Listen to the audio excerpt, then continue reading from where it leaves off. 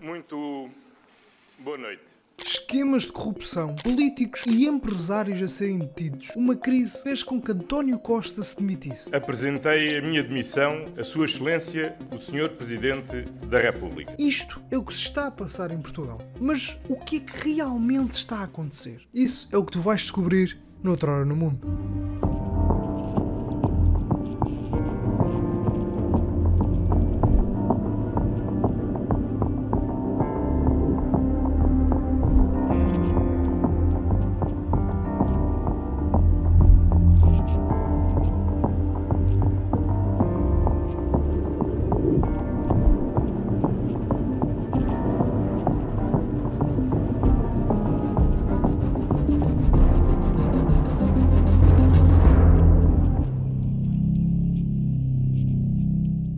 Olá, eu sou o Bruno e hoje vou tentar-te explicar o que é que se anda aqui a passar. Aviso, claro, que eu não me vou aprofundar completamente no tema, porque é algo mesmo muito complexo e eu quero que este vídeo seja um abre-olhos para tu entenderes o que é que se está aqui a passar. E quem quiser saber mais sobre o tema tem sugestões e as fontes que eu utilizei na descrição do vídeo. Indo agora para o que realmente interessa. Como é um caso complexo, eu vou falar primeiro dos envolvidos e depois explicar ponto a ponto o que é que se passa. Tu deves ter ouvido falar de várias empresas e pessoas que estão a ser investigadas, mas parece que todos os dias aparece alguém novo. O que temos que entender é que isto começa em dois locais. Primeiro é na zona de Montalegre, mais precisamente na mina do Romano, que é muito rica em lítio, e o outro local é Sines, onde seria criada uma concentração industrial para a produção de hidrogênio verde. Mas lítio, Bruno? É lítio? É hidrogênio verde? O que é que isso tem a ver e porquê anda toda a gente a falar sobre isso? Isso é uma excelente pergunta. Estás a ver aquelas baterias de carros, telemóveis, vidros, medicamentos? Tudo isto pode ser feito com lítio. Isto e muitas outras coisas. E Portugal, na prática, é o país europeu que tem mais reservas ou terá deste mineral. E eu digo terá porquê? Porque a extração deste mineral é extremamente polémica, visto que se não for rigorosamente regulamentada e monitorada, pode ser muito prejudicial para o meio ambiente, pois a sua extração utiliza, além de muita água, coisa que Montalegre não tem que sobra, utiliza também muitos produtos tóxicos que se podem misturar com a água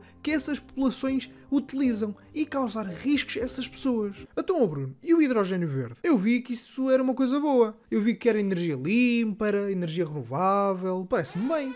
Sim, exatamente, seria uma boa coisa caso a empresa que está por trás desse projeto, a Start Campus, não estivesse a ser suspeita nas investigações que estão a acontecer que envolvem acusações de desvio de dinheiro e de ajudinhas políticas para que o projeto em Sines fosse aceito pelo governo português. Mas pronto, agora que vocês já entenderam o que é que está em jogo, vamos voltar para 2012, que é o ano em que esta balbúrdia toda começa. Em dezembro de 2012, a empresa Luso Recursos, a empresa portuguesa de mineração, firmou um contrato de prosperação e pesquisa com o Estado português. E em 2016, a Novo Lítio, uma empresa australiana que antes se chamava Dacora Minerals, adquiriu esses direitos de prosperação em Montalegre e tinha planos para fazer um investimento de mais de 370 milhões de euros na exploração de lítio e na construção de uma refinaria. Em março de 2019, a Luso Recursos Portugal Lithium, uma espécie de subdivisão da Luso Recursos, firmou um contrato para explorar a mina do Romano. Mas o mais engraçado é que essa empresa foi constituída apenas 3 dias antes da assinatura desse mesmo contrato. E este projeto enfrentou desde logo uma forte oposição da população local, devido aos receios que eles tinham dos impactos ambientais que isto poderia causar. Associações como a Montalegre Convida, Movimento Não à Mina e a Quercus serviram como meio para aquelas populações se expressarem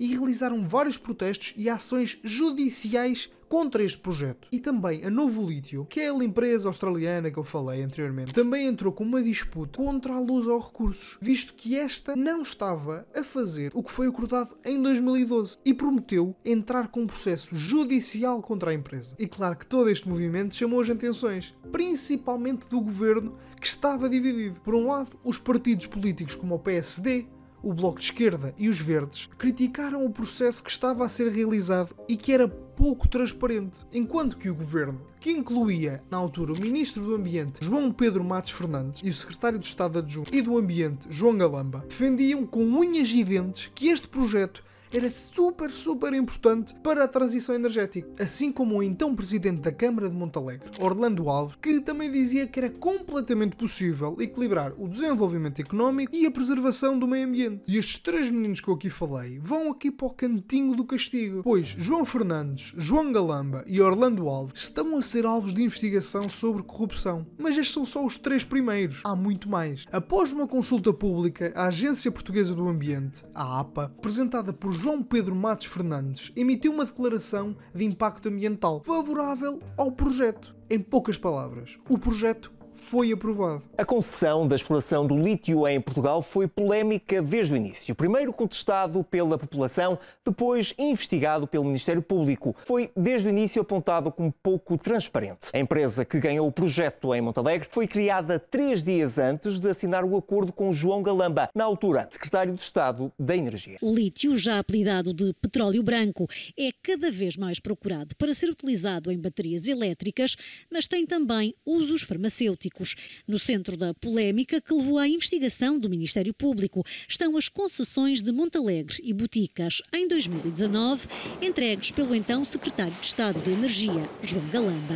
Ok, agora que nós já entendemos este projeto do lítio e de Montalegre, vamos agora falar sobre o projeto do hidrogênio verde em Sines. Inicialmente, o projeto chamado H2 Sines foi um esforço conjunto entre gigantes empresariais, que incluía a EDP, a Galp, a REN, a Martífer e a Vestas, e era destinado a criar uma concentração industrial de produção de hidrogênio verde em Sines. E para vocês verem a quantidade de dinheiro que isto envolvia, este projeto teve como investimento inicial 1,5 mil milhões de euros e o objetivo seria exportar este hidrogênio para outros países europeus. No entanto, investigações sobre as relações entre membros do governo e as empresas envolvidas levaram à redução desta união entre todas as empresas e a reformulação do projeto, que passou a se chamar Green H2 Atlantic. Todo este movimento de dinheiro e de capital prestes a ser injetado em Sines, claro que chamou a atenção de grandes empresas e investidores. E com isto, a Start Campus apareceu com um investimento gigantesco para criar um centro de dados em Sines. E este centro teria um investimento de 5,7 mil milhões de euros. Então, Bruno, a mim está-me a parecer bem. Está a haver investimento, o país vai lucrar, vamos vender hidrogênio para outros países e tudo. Porquê é que há de haver um escândalo por causa disto? O escândalo veio à tona com buscas realizadas na residência oficial de António Costa e em casas de outros ministros, onde 2 pessoas até agora já foram detidas: Vítor Scária, chefe de gabinete de Costa, e Diogo Lacerda Machado. E além destes, também existem suspeitas em outras figuras influentes, incluindo o presidente da Câmara de Sines, Nuno Mascarenhas, Afonso Salema e Rui Neves, ambos administradores da Start Campus, Nuno Lacasta, presidente da Agência Portuguesa do Ambiente, a mesma agência que no projeto de Montalegre deu luz verde, e João Tiago Silveira, advogado e antigo porta-voz do Partido Socialista. Ok, Bruno, tu disseste pá e bué de nomes, mas o que é que estas pessoas têm todas a ver com António Costa? E porquê é que ele pediu demissão? Para eu te explicar isto, vamos olhar para algumas pessoas individualmente. Vítor Scária é chefe do gabinete do Primeiro-Ministro. Quem é o Primeiro-Ministro? António Costa. Diogo Lacerda Machado é advogado, empresário e melhor amigo e padrinho de António Costa. João Galamba. E aqui entramos numa coisa curiosa. Ele é secretário de Estado adjunto e de Energia. Esteve envolvido diretamente na concessão do contrato de exploração do lítio e, além disso, João Galamba deve o seu trabalho a António Costa. Pois, não sei se vocês se lembram, mas aqui há poucos meses Galamba apresentou a sua demissão depois de um escândalo que foi acusado pelo seu ex-adjunto Frederico Pinheiro, que tinha sido demitido pelo próprio Galamba. E o adjunto acusou o Ministério das Infraestruturas, onde Galamba era ministro, de querer omitir informação à comissão de inquérito sobre uma reunião preparatória com a ex-CEO da TAP. E isto levou a que João Galamba, no dia 2 de maio deste ano, apresentasse a sua demissão ao Primeiro-Ministro. E ao contrário do que Marcelo Rebelo de Sousa queria, António Costa não aceitou e basicamente salvou-lhe o emprego. Só aqui nós temos 3 pessoas que têm algum tipo de ligação próxima ao Primeiro-Ministro. E além disso, são indivíduos que, em conjunto com outros arguidos, são acusados de agir ilegalmente para desbloquear procedimentos relacionados com a Start Campus para a beneficiar. E várias destas pessoas têm acusações fortes em cima delas, como o próprio João Galamba, que eu não me vou cansar de falar neste vídeo. O Ministério Público alega que, enquanto Secretário de Estado Adjunto e da Energia, prometeu apoio político à Start Campos e, posteriormente, como Ministro das Infraestruturas, autorizou atos necessários para reforçar a capacidade de injeção da rede elétrica em Sines. Basicamente, estava a favorecer aquele centro de dados que eu falei anteriormente que a Start Campos queria criar. E estas decisões foram tomadas em encontros formais e informais. Ou seja, uns almoços, uns jantares, uns cafezitos, com representantes da empresa. E aqui temos um esquema de corrupção demasiado complexo para eu conseguir explicar mais a fundo, mas que está ele mesmo a levar a política portuguesa para o fundo. Com isto tudo, era quase impossível que António Costa não pedisse demissão. E porquê é que eu digo isto? Primeiro, várias pessoas chegadas a António Costa são alvos de investigação por parte do Ministério Público e algumas têm acusações extremamente graves. E em segundo lugar,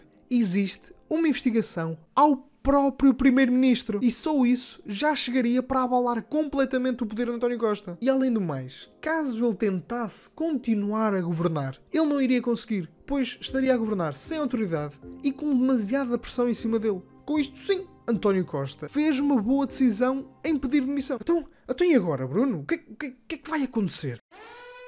Primeiro, em relação ao Partido Socialista, provavelmente eles vão eleger outra pessoa para ficar como líder, pois António Costa disse que não ia tentar se candidatar mais nenhuma vez. E é muito provável que Pedro Nuno Santos seja quem tem mais possibilidades de vencer, pois ele é quem tem mais apoio dentro do Partido Socialista. E então nós teremos eleições antecipadas, visto que Marcelo Rebelo de Sousa já dissolveu a Assembleia da República e convocou eleições para o dia 10 de março de 2024. E com isto o país vai a votos, onde provavelmente irá haver dois candidatos muito fortes a primeiro-ministro. Primeiro sendo Pedro Nuno Santos, caso ganhe as eleições dentro do PS, e Luís Montenegro, pelo PSD, onde é muito provável que o PSD faça uma coligação pré-eleitoral com outros partidos da direita, como por exemplo a Iniciativa Liberal, o CDS ou talvez até o Chega. Nós não sabemos, mas é uma hipótese. E assim o povo vai novamente decidir que rumo é que o país vai tomar. E por isso, por favor, façam a vossa parte e informem-se antes de irem votar. Pesquisem sobre o vosso partido, pesquisem o que cada um quer fazer e anda a fazer. Quais são as medidas e reformas que querem aplicar. Um partido político não é o vosso clube de futebol. Não é para o defenderem até ao fim. Há várias escolhas e opções em cima da mesa. E há que saber qual delas escolher. E o mais importante, votem. Eu sei que muitos de vocês vão votar pela primeira vez. E sei que muitos de vocês estão-se a borrifar para a política. Mas é importante. Porque se não formos nós a tentar mudar isto por esta via, ninguém vai mudar por nós. Bem, este foi o vídeo e eu espero que tenhas gostado.